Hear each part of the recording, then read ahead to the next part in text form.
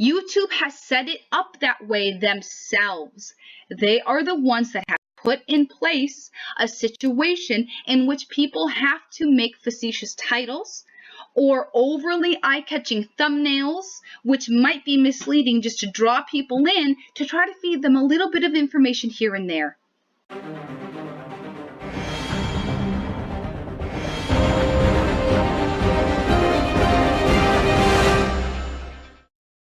I've already tried to record this a few times, but I didn't have my microphone on, so it was just a video of this screen just sitting there for a good 20 minutes. So this channel that I have pulled up right here, Secure Team 10. Let's talk about this for a second. This channel has apparently been demonetized for misleading thumbnails and titles. I want to address this situation here. As a news source, you wouldn't expect us probably to take some kind of stance on UFO stuff. But this is much more than just, standing up for a UFO channel thing. I actually, personally, I like this kind of content. I used to watch Secure Team back in the day. The point is, they've been demonetized. And if you scroll through, if I can get my touchpad mouse to work correctly, you see all these thumbnails, and it's all, eye-catching titles and stuff, and, look at this, and what's happened, and oh my goodness, and, all that kind of stuff, all right? And, eye-catching thumbnails and stuff, I'm not sure if all of these thumbnails end up showing up in the video or not, but, I'm wondering, how is this misleading for a UFO channel? Because isn't a UFO channel all about, questioning stuff? I mean, it's about unidentified flying objects. They're unidentified, so it's about questioning stuff and being like, what is this? What could it have been? What did these people say? Well, who said what in response to that? And that kind of discourse and that kind of discussion and questioning and skepticism is what I am personally all about. I think that is wonderful. That's how you grow. That's how you grow to become secure in your beliefs and your views, is by questioning them nonstop to see if you really think what you think or if you just think that because that's what everybody else tells you to think. And in my opinion, Secure Team 10, I forget his actual name. I am sorry, dude. But I'm sorry about the children in the background too, but from what I've seen, that's what he does. He says, this could have happened, that could have happened, what could it have been? And I don't think that that is misleading. I hope I don't get this video pulled for showing these thumbnails. Maybe I should just go back up to the top or something. Maybe I'll put in another graphic. Okay. Another side of this too is why people make these kinds of thumbnails. Now the reason why I know that this person was demonetized was because Adam of Marfoogle TV, or yes, Marfoogle TV. He has a few different channels. I think that's the right one. He did a comment on it, or a bit on it, whatever, and he's kind of a niche, you could say, YouTuber as well. And if you look at his thumbnails, honestly, I would, and I'm not saying anything against him on this at all, because this is how you have to do YouTube, right? You look at his thumbnails and he has similar stuff where it's like, what could happen, and oh, did something just this or that, or oh my goodness, and that kind of stuff. I'm wondering if he's gonna be next. And I mean, I don't even necessarily agree with everything that is said on these channels, but I want them to have the right to say it. And I want them to have the right to be able to be supported by their viewers that like their content. They have built their business around a certain system that allows them to be supported by people that agree with them.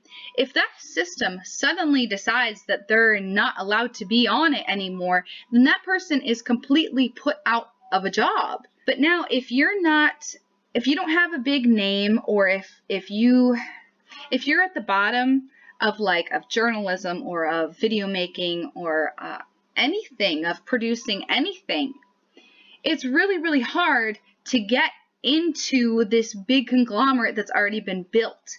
So that's why you see a lot of people utilizing platforms like YouTube for making these things. They can't go to a news organization and be like, hey, I wrote this article, I want to sell it to you. Like, I'm a freelance journalist, or, hey, I have these photos. You might think oh yeah, it's so easy to do. No, it's not. If you are an independent journalist, and if you have tried to go the quote unquote professional route of trying to work with some of these mainstream media news organizations, you will very quickly realize that it's hard to get in there. They have the reporters that they like and that they trust and that put out what they want to say. Like, if you go to work for a mainstream media network, you're going to start at the bottom, right? Which is fine, whatever. Everybody starts at the bottom. But you are not going to have credit for your material. They send you on assignments. You have to report back what you find. They will take that stuff and they will decide what they want to say to the public during their little anchor bits and stuff. That's why they say, oh, a CNN reporter said this.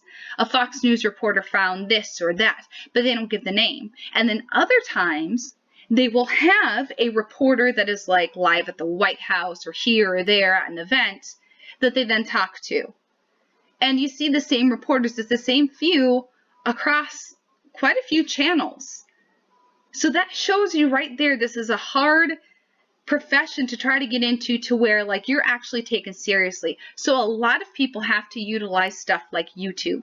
If they're going to be trying to demonetize these smaller channels for putting out eye-catching things, which they have to do because humans are simple-minded and they click on stuff that generates certain electrical impulses in their brain. That's why you have to make thumbnails a certain way. You're trying to compete with these bigger, more popular YouTubers, so you have to make your stuff more eye-catching. YouTube has set it up that way themselves. They are the ones that have put in place a situation in which people have to make facetious titles or overly eye-catching thumbnails, which might be misleading just to draw people in to try to feed them a little bit of information here and there. If you look at the thumbnails on this channel, you will see that the titles, yes, correspond to the content, but somebody could even argue that the titles and the thumbnails and stuff that I put on this channel could be, oh, it's misleading, No, it's not. It's trying to get your attention because, sorry, but humans don't want information. They want to be entertained. Recently, when I was in the YouTube studio for one of my channels, I had a little bar at the top that said that I could take a survey about my YouTube experience. And I recorded that survey, actually, and I went into in-depth detail about why I gave every answer that I gave. And I feel kind of silly uploading it because, who cares what my opinion is of YouTube, because right now this is just a small channel. Some of the stuff I say, it might seem like, oh, you're just complaining because you're a small channel, but it's stuff that I see happening to other channels that have more videos and, whatever. If you want to see that, leave a comment below. I can edit that and upload it. Like I said, it was a 15-minute survey. I was ranting for an hour and a half. I legit have an hour and a half of footage that I can edit down. One of the questions in the survey was, are you aware of our creators on the Rise spot and our trending tab? And I might just upload just that little rant that I gave about that question right there, maybe just by itself. Because has anybody looked at the trending page recently? Has anybody over the age of 10 looked at the trending page recently? I did after seeing that question on there. Their little creator on the Rise spot, the person that I saw when I clicked on it, they had 64,000 followers. 64,000. On the rise, my patoot. You are already risen. Sir, you have already risen. You are there. You are not a small they're not.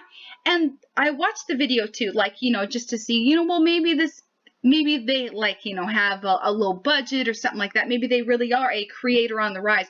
No, this person clearly has, like, the funds to be able to make fancy videos, and I don't have anything against that person in particular, but what I have an issue with is YouTube pretending like they're helping smaller creators and smaller channels when they're just helping the ones that they know are going to become popular anyway, or the ones that are already popular.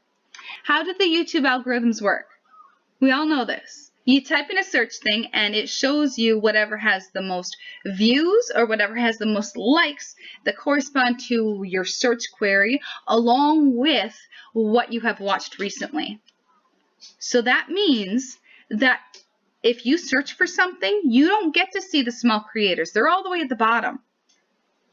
And if you look in the filter functions that they have for YouTube, there is no function to see the videos with the lowest views, the channels with the least subscribers.